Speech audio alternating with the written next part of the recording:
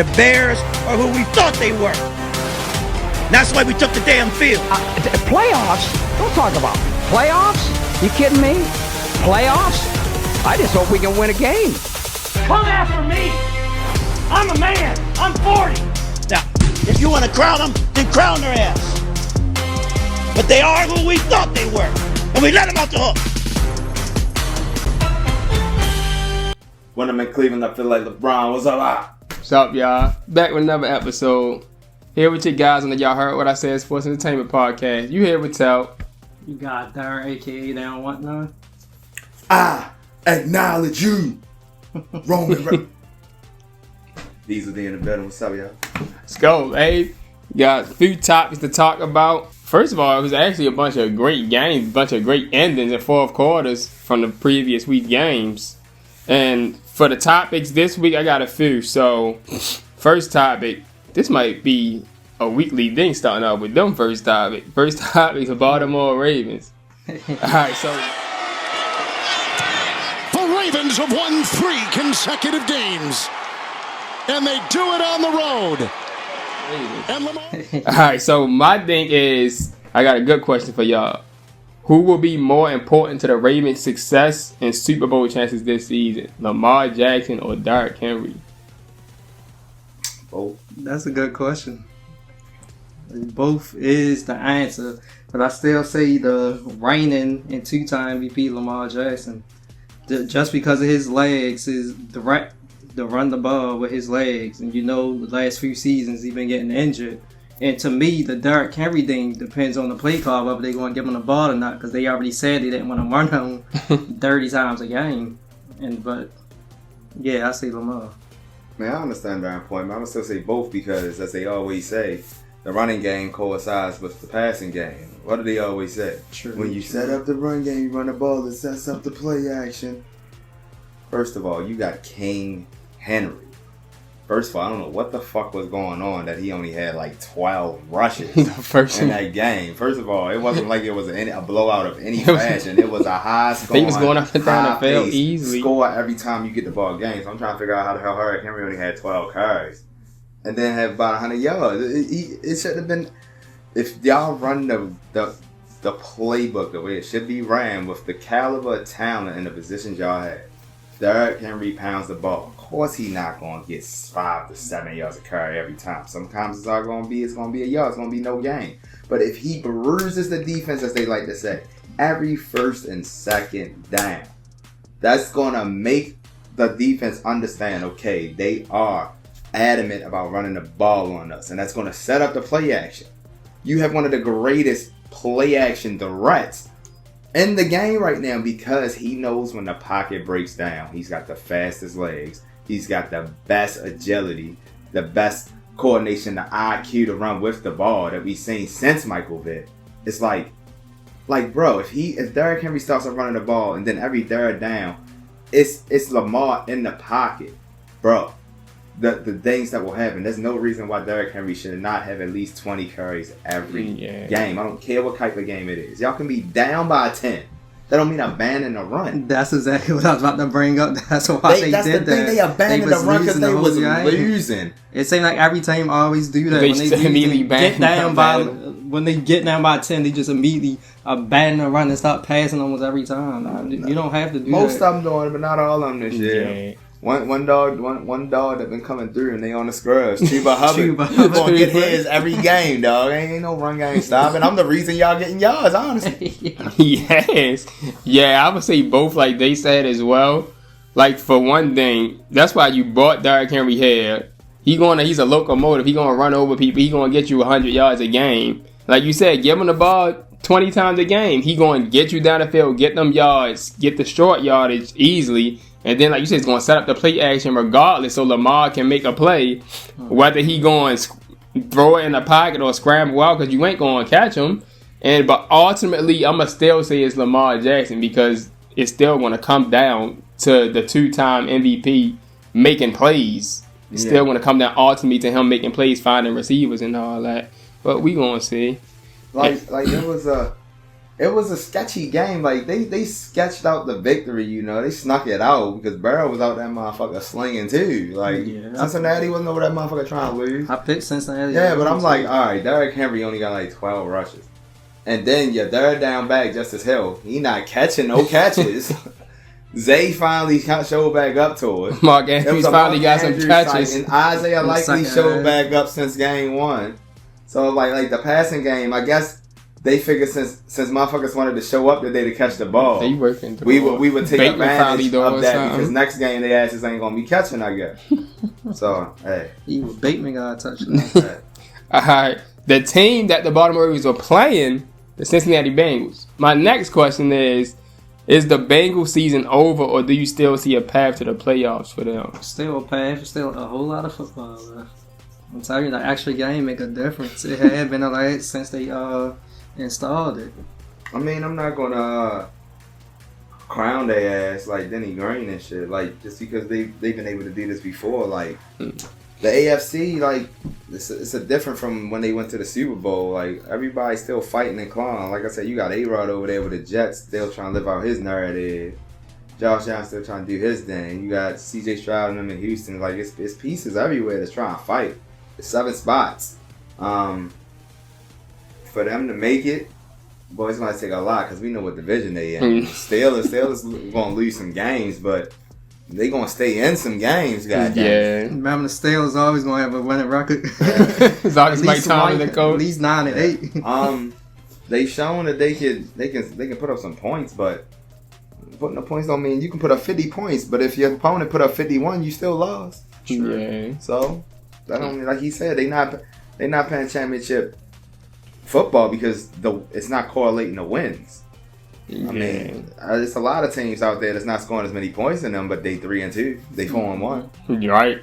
In my opinion, I don't think it's over because the fact that their offense is still putting up points like that, and Burrow is still having a good season despite them losing. It's more solely on their defense not playing. Well, their defense probably ranked last in yards giving up.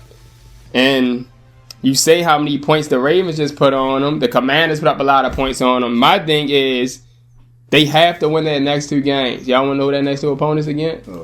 Against the Giants and the Browns. If they don't win them games, then I'll say it's over. They winnable, yeah. But yeah, like they better win both of them games. They better get their defense straight because their offense been doing it. I mean, getting points and getting up and down the field. Yeah. One of my most fun watches this year, okay? And was watching the Ravens offense versus the Bengals defense, okay? I got to tell you, Lou Anarumo, I thought, and I know the score doesn't reflect this, he worked so hard and did such a great job with so many multiple front looks, multiple coverage looks, disguise, late rotation. He did so many good things, and I thought Lamar Jackson was so good in this game. I mean, Lamar's had many good games in the league, so, you know, I'm not going to sit here and say it's the best game I've ever seen him play. But given what Lou Anarumo did, and like I said, I thought he did really, really good things. I thought Lamar was absolutely fantastic in this game. And it was a joy to watch both sides of the ball for someone like myself watching tape all the time from just a tactical perspective on each side. And the way Lamar Jackson played, just it was a joy to watch. All right, so let's move on to the next topic. All right, so a few weeks ago on the podcast, we was praising the Bills a few weeks ago, talking about how they was one of the best teams. But my thing is now, with their lack of receivers,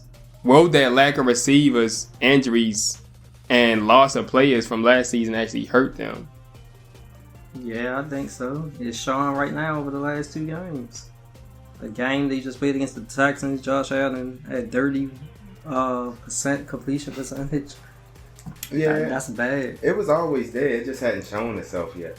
Shakira was looking like to be that little switch that might help them stay afloat in the AFC, but with him getting hurt and not being sure about the rook, Keon Coleman, the rest of the boys on there are established veteran scrubs that's always been 4th, 5th ring wide receivers, and like James Cook's been the only constant, but I mean, Josh Allen still Josh Allen. It's just that, like I said earlier, like other teams that got better too. So it's like at some point they was going to get exposed. I mean, they looked all good because they blew out the Dolphins when Tua got hurt, and a couple early wins. But last couple games, blow out to Baltimore, down early to Houston. You come back because Houston been letting everybody fucking come back.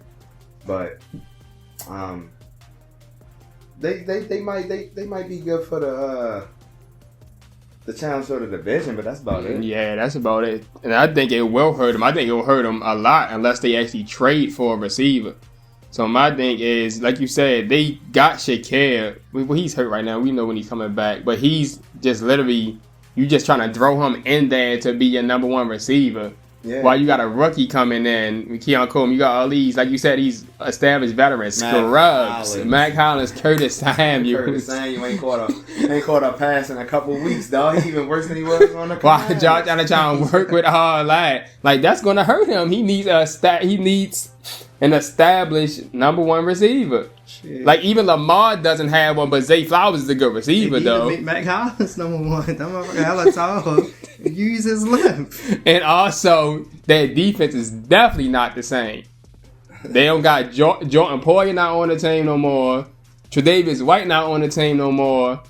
Micah Hyde not on the team no more. Yeah, Matt Milano been out injured. Matt Milano was hurt. Yeah, they is. Who else? Yeah. Somebody else just got hurt. Von Miller suspended for 6 games. Dang. So look at their defense is compromised. You're too old to be getting suspended for 6 games. For something that's non-football related. So your defense is not that good. And your offense, you don't have many weapons. So I think it actually will hurt them in the long run. But like you said, they're still the favorite in their division because their division isn't that good. We felt like they would zero pressure us. So, of course, we would like to say run the ball, but not trying to lose yards there. Felt like with the pass, we can get a quick pass there to the side, quick pass to Dalton there, but miscommunication on the route between Tank, Dalton, CJ, miscommunication at a critical moment in the game, not clean enough, not good enough for us offensively. Like in that moment, like we have to be able to execute much better, and that wasn't good enough. I know Diesel particularly were like this. The Alabama Roll Tide losing to Vanderbilt. In Vanderbilt's home, and I don't know if y'all know, but Nick Saban last week, he said that it's easy to play in Vanderbilt. He said they don't have to worry about it. It's easy to play there. And another thing is, Vanderbilt had lost like their last 60 games against a ranked opponent. That's their first win against a number one. A number AP one rank. ever. That's their first ever win against an AP number one rank. And it's their first time beating Alabama since like the 1970 something? Yeah. Something like that. After Alabama just beat Georgia and took over as the number one. I mean, week six was really wicked for college football because not in Missouri out the hook either. Yeah, I'm about to say we didn't just see Alabama go down. We seen Missouri get their ass completely whipped. They was done at halftime. Completely whipped. Ole Miss been hanging on. We not going to leave out Cam Ward and the motherfucker Miami. Oh, that was a nice comeback against Cal. Getting their asses completely 35 by the 10. Huskies. And then for some miracle, we just couldn't have all the top teams go down. They had to put on a stun at the end of the night and come back and win. But a lot of teams looking shaky. Texas number 1 now. Ohio State never really beats anybody the way they're supposed to. Penn State never really beats anybody where they're supposed to. They all hanging on there. USC and Notre Dame still around that teen range, but not really beating anybody. So it's like one of those seasons of college basketball where you don't know who's going to win. Nobody really standing out in college That's football. Why they got a 12-playoff format now. Like Texas going to go down this week. Like I don't know what the hell going on, but come on, yo. Hey, man. What about Boise State? Boise State, they was crushing shit. That boy Genty is one of the highs. You already know what happens when you play on the blue turf, dog. 16 he already had 16 I don't touchdowns. think they'll ever give a score of Boise State. You got Travis Hunter, you got Cam Ward. He better than all of them. But I won't defend against that. Yeah, I won't defend against it The either. standard of NCAA will never allow him because they'll always bring on the strength of schedule, the division, the conference, who's in the conference. They've been treating Boise like that always. back then. I mean, But it was always right. But come on, yo.